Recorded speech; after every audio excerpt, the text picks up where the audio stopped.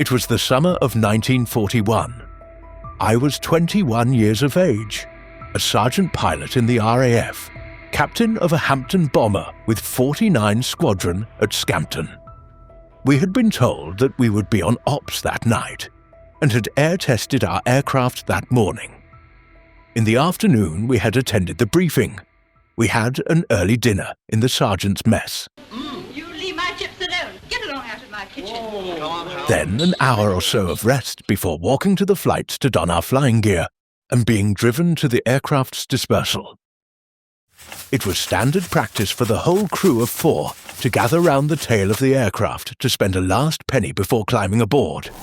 Pee now, or forever hold your peas. Strangely, on this occasion, the undergunner found it necessary to move a bit further away so that he could dispose of something slightly more substantial than a penny. With hindsight, we should have been alerted by this non-standard behaviour. However, we finally took our places in the aircraft, blissfully ignorant of the unpleasant ordeal we were soon to endure. We did our initial checks, taxied out towards the takeoff point, got our green light, and took off. As far as I can recall, the North Sea crossing was uneventful, although always potentially dangerous. Unless there was plenty of cloud cover, we always felt very vulnerable there, knowing that we presented a silhouette against the light of the northern sky to any enemy night fighter approaching from the dark of the south. This feeling of vulnerability probably produced an occasional spasm of the anal sphincter, but on this trip, all 4 of us were experiencing severe ventral spasms by the time we reached the enemy coast.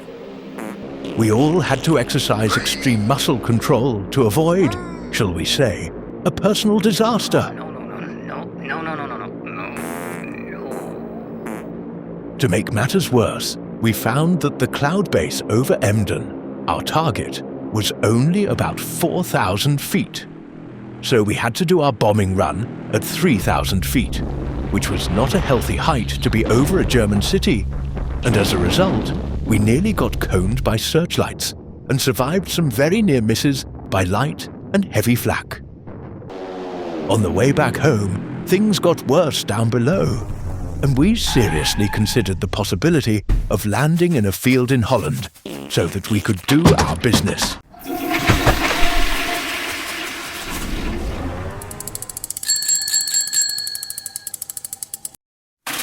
Oh my God, someone open windows, quick! This was not on, of course, but we did keep our speed up to 150 miles per hour instead of the usual 130 for a lightly loaded Hampden. Out in the darkness, another one of our crews was suffering the same problem. The pilot, who shall remain nameless, made a brave and imaginative effort to deal with the situation.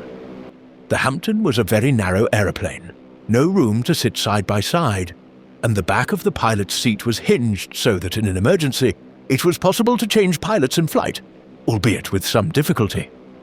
This chap undid his Sutton harness, dropped his seat back, undid his parachute, took off his Sidcot flying suit, pushed down his trousers and pants, and got his unfortunate gunner to hold the rations bag to catch his own personal salvo. Having successfully filled the bag, he went through the rigmarole of pulling up his clothes, redonning his flying suit, putting on his parachute, pulling up his seat back, and resecuring the safety harness. Unfortunately, his efforts proved to be pointless, as he had another violent and this time sadly uncontrollable spasm just 10 minutes later. Fiddlesticks. Enterprisingly, the gunner took the ration bag with its repulsive contents and later dropped it over enemy territory, which probably breached the Geneva Convention in several places. I know it was you, English lie boys. Come back here and clean my walls. Oh, Jesus Van Gogh. Why is it always me? Back in our kite, after what seemed to be the slowest North Sea crossing ever, Scampton came into view. I put the Hampden down firmly and taxied as fast as possible to the hangar. Screeching to a halt, I switched off and we all evacuated the aircraft and sprinted for the latrines, discarding flying gear as we went.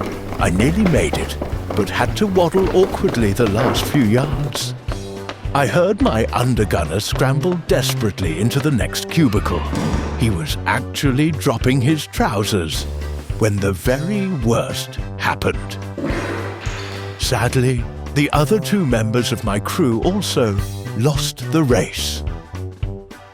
There was, of course, quite a stink about this episode, in more ways than one.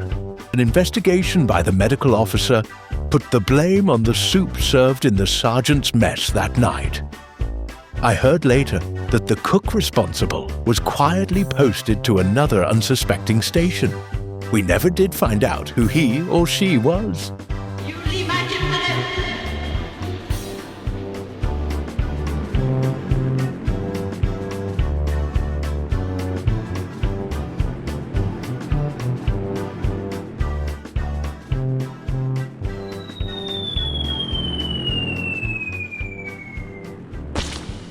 Oh, Virgil van Dijk! My father told me about you English flyboys.